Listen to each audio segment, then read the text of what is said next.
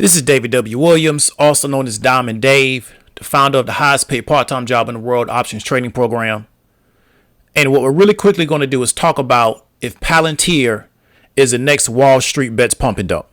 And the reason why we're looking into this is because we observed and kind of saw how Wall Street bets in that community, and then how there was a lot of add-on to it, not only from retail, but also from institution, and how they were able to drive up GameStop.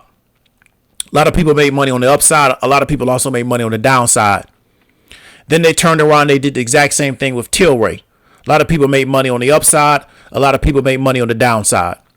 So the reason why you're watching this video and you're listening to it is because you want to kind of understand this situational play and how you can put yourself in a position to capitalize on this if you just kind of understand what's going on.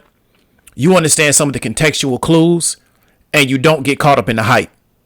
And so the reason why you come to this page, you're locked into this channel, is because you want to try to understand how you can use what's going on in the market to make you money. We're not talking about this just because it's the popular thing. We're not talking about this because we are really invested emotionally into these particular companies. We look at these particular situations as a way for us and our group to profit from them. So let's go ahead and get into it. So we're looking at Palantir. Now here's an article from Barron's. We're seeing that they rebounded sharply off a huge volume off a 6-day sell-off. Now, Palantir did earnings earlier this week, but they also had something they called a lockout date that happened supposedly today, right? Based on their internal documents that they filed to the SEC. And what you would normally see before lockout is a lot of really unusual behavior in that particular stock. And if you understand how to capitalize on that, you can also put yourself in a position for you and your group to profit from that very unusual behavior.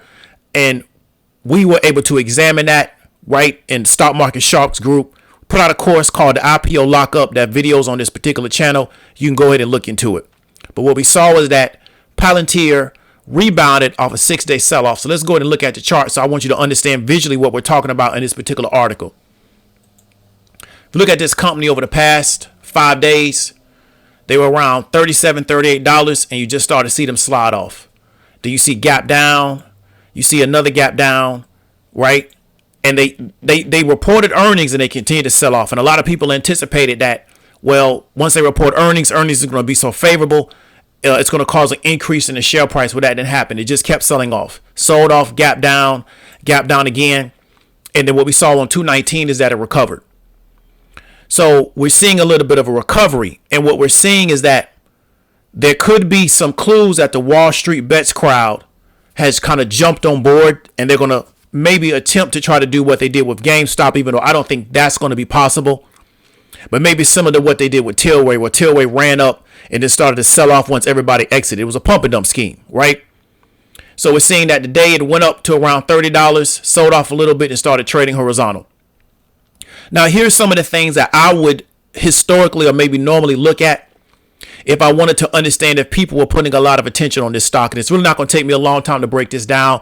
I'm probably not even going to get the full 8 minutes that YouTube wants on the video to optimize your video. But I'm not going to talk in circles just to keep you here. I'm going to kind of show you this, give you an understanding of what's going on, and I'm going to get up out of here, right? So one of the things that I would do is I would look at Google Trends, right? So I'm looking at Google Trends, the name Palantir over the past 7 days. And we're seeing that there's been a lot of search activity. Now, one thing about Google and YouTube is also similar because it's a Google entity, is search. So unlike Facebook or maybe other social media platforms, there's a lot of higher intent because it's search traffic. So people are actually typing this in, and we're seeing that some other related queries are going to be BTC stock, Cathy Wood Palantir, Cathy Wood FRX stock, let's see, Walmart ARC. Then we're seeing some related topics, and we're going to see this woman's name, Cathy Wood, pop up a lot. So we're seeing over the past 7 days, there's been a lot of search traffic for this. It peaked out around the 16th, came down, popped back up again on the 19th. Then we can also move this to 30 days, 90 days, past day, however you want to do it, right? So let's check the 30 day, and is it going to load up? Okay, we get the 30 day. So you can really go into Google Trends, find out what particular keywords or what particular topics are trending. You get some geographical stuff. You also get some more related queries based on the 30-day. And you can kind of get an understanding of what's hot on Google based on search traffic. Now, this may not be as powerful as you going into AdWords, but we're not looking to run ads based on keywords. We're just trying to figure out what are people searching for.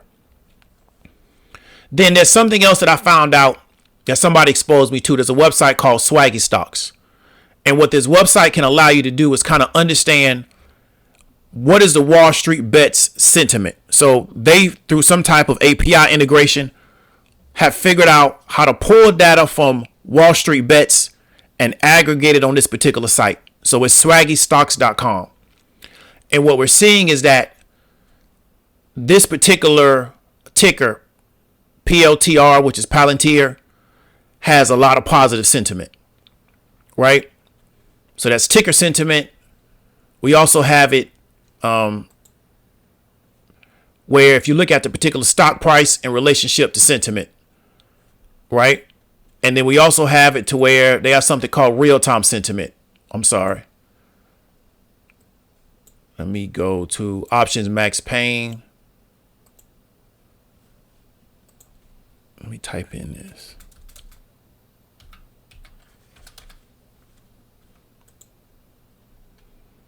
And what I'm looking for is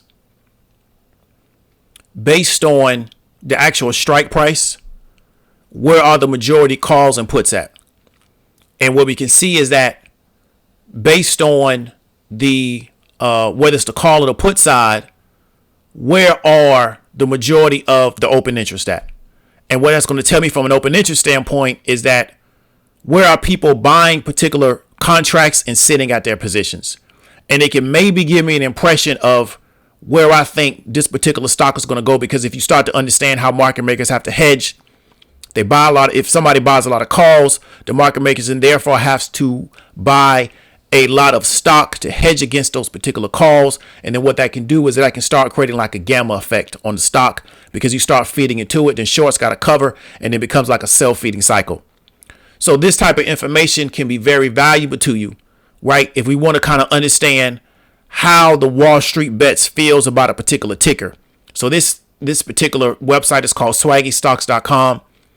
I would encourage you to just look into it. I wouldn't take any of this to the bank. I would cross-reference this or cross-check this to your own brokerage account. I wouldn't take it just because they say it here. Also, the same thing with this max pain, what has to do with OPEX. I would do the same thing. So I would correlate all of this to your brokerage account. So this is for date 3/26/2021. However, what I want you to understand is that what we're seeing now is that a lot of platforms are paying attention to where retail is going. And I think that there's very much going to be a market. See, historically, the market was what we call unusual options activity. We were looking at where the big funds, what kind of options activity they was involved in, and we would try to piggyback on it. What we're seeing now with this GameStop play is, even though, yes, a lot of that was done by the big players in the game, but it also drove in a lot of retail. Tesla did the same thing over the summer. And what you're seeing now is that you're going to start seeing platforms and software that's designed to aggregate retail activity. And then you can figure out how you're going to play off this. Because what I think you're going to see with Palantir is that you're going to see the same thing that you saw with GameStop. If they can drive this back up, it's going to come right back down, because that's the typical pump and dump scheme. So right now it's at very, very reduced prices. A lot of people are going to justify their buy-in by saying, well, Kathy Wood bought, so that means I should buy. And then if you can get people to believe that this is a good thing to put their money behind, we can drive this thing up, and then we can drive it right back down the same way we did TLRA, things of that nature.